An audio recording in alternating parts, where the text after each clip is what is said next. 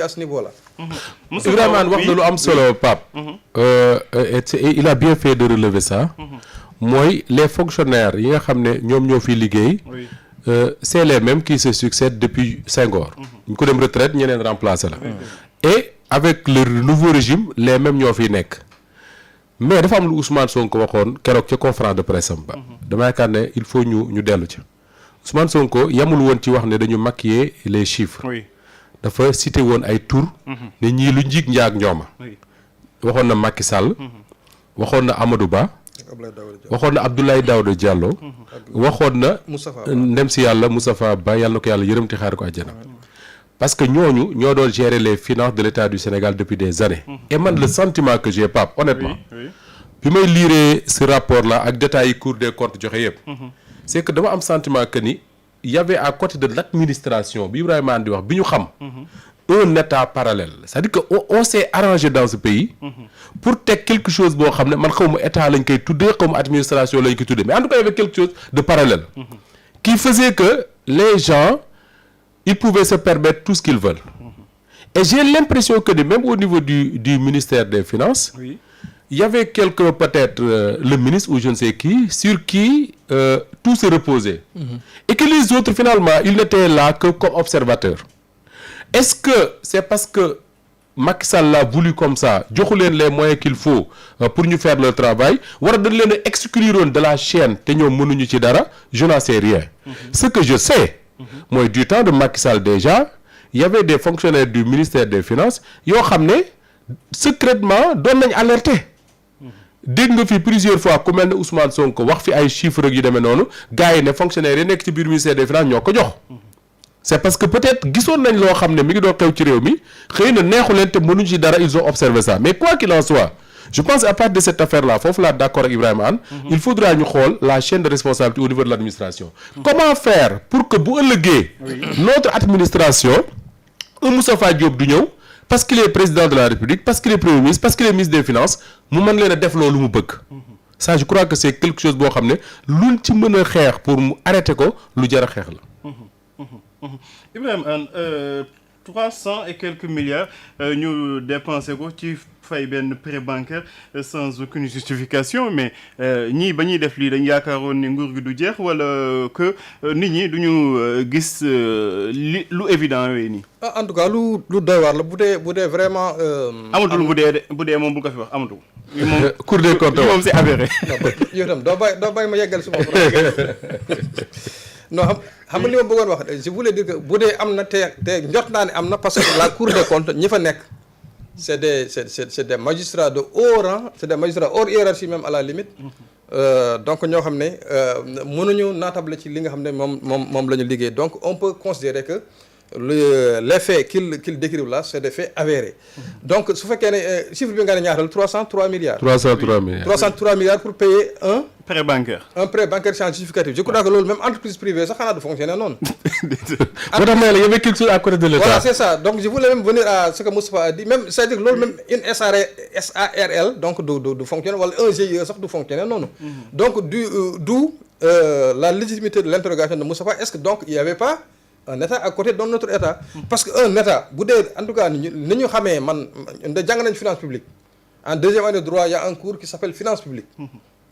et dans ce cours là liñ la fay jàngale donc mënoo lii buñ la waxee ne lii am na da ngay jàpp ne non loolu mënul am. mënta nekk loolu mënta nekk. avec toutes les règles qui sont établies avec toute la chaîne de responsabilité avec toutes les justifications possibles et nécessaires yoo xam ne dañ ko war a exiger d'un fonctionnaire wala d'un comptable public du trésor pour mu mën a génne 1 franc je parle même pas de 303 milliards mais pour mu mën a génne 1 franc wala pour génne benn 5 000 wala benn 10 000 pour fay un petit service. donc loolu bu fekkee ne loolu dans la rigueur des principes su fekkee ne loolu li ñu jàngaloon loolu mi ngi am ba léegi nii donc loolu man je peux pas comprendre que loolu mu mën a am dans un état encore moins dans un état qui s'appelle le Sénégal boo xam ne jàppoon nañ ne dafa bokk ci état yi gën a kii ci en tout cas en Afrique ba nga xam ne ñun suñu Cour des comptes les magistrats de notre Cour des comptes je reviens encore à eux et à leur valeur ak notre inspection notre IGE les inspecteurs de l'IGE dañ leen di solliciter fii di leen di yóbbu fu ne dañuy dem ay Djibouti di dem yeneen réew ay Gabon di fa former ay fonctionnaires comme ñoom donc bu fekkee ne loolu am na donc je me dis que nekkul administration bi nga xam ne ñoom peut-être boobu lañ nekk donc il y avait une administration peut-être qui était là qui était parallèle boo xam ne qui permettait à ce que ñu def yooyu noonu pour dëggal que ni y avait une administration parallèle pour dëggal que ne y a des choses qui se faisaient en dehors de ce que Ibrahima Anne a dit nga xam ne bu ñu la waxee da nga naan mënta nekk un fonctionnaire de l'État du Sénégal mënul permettre loolu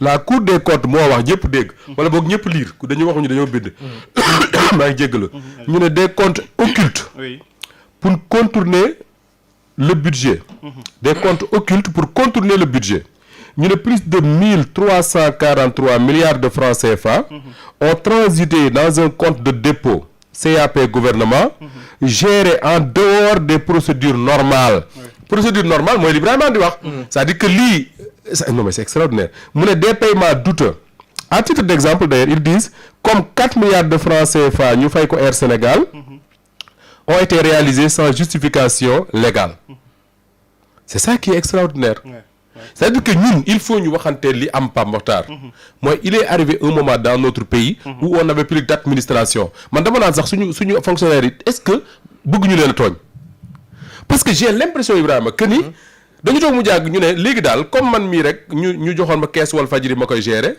am naa comptable am naa commissaire au compte am naa un service commercial am na fu yëpp war a jaar un bon jour je décide que ne yéen kat garaawul mën ngeen xëy di liggéey si bu weer dee dañ leen fay mais léegi xaalis bu ñëw nañ ma ko indi ma def ko sama poste directement dinaa ci fay salaire yi dinaa ci fay lii dinaa ci fay lii dinaa ci fay lii voilà mais après on va dire quoi mais le responsable c'est celui qui a permis tout ça en fait c'est pas le fonctionnaire du ministère des Finances je suis désolé c'est celui qui a permis que loolu mën a nekk parce que bu fekkoon dañu jaar dans des procédures normales ba pare ñu gis ces écarts là gis ay paiements yu mënul justifier su boobaa on pourra indexer les fonctionnaires qui l'ont permis mais là il y a quelqu'un boo xam ne dafa yaakaar ne moom mooy yàlla ci kaw suuf il a décidé de faire ça dañu waxante dëgg rek yàlla dëgg la bëgg. maintenant situer les responsabilités lan mooy doon aussi beneen étape bi parce que aussi confirmer nañu li nga xamante ni ay au départ ay soupçons la woon ak accusation léegi moom gën na leer Ibrahima Anne lan mooy doon beneen étape bi mise en accusation reddition des comptes aussi ci ñooñu le est-ce que dañ ko ci xaar. bon loolu moom je crois que ñu ngi ci non on est dans la on est en plein dans la reddition des comptes. non ñu mu tuddoon quoi.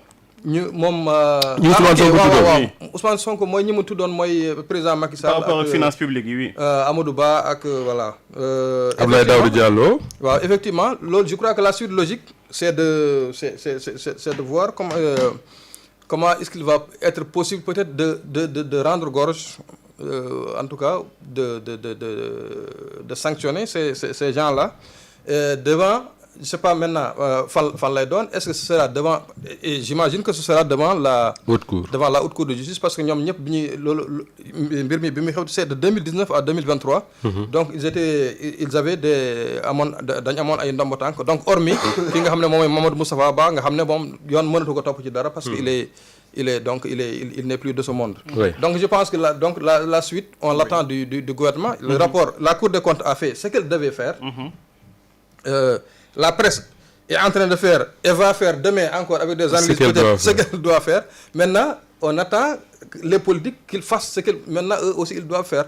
Parce que dans une république normale quand même, il n'est pas acceptable, il n'est pas concevable que mu am yenn écart par rapport à la gestion publique.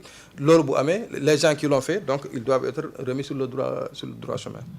Moustapha même question bi lay doon yaa ngi koy rappelé ministre de la justice mi ngi woon toog ci kaw table boobule ba ñuy wax waxum reddition des comptes ba mu ni bu amee ay mbir yoo xamante ni dañ koy tuddee détournement de deniers publics ak yooyu daañu engagé ay poursuites est-ce que cette fois-ci dinañ commencer boobule démarche parce que lii Cour des comptes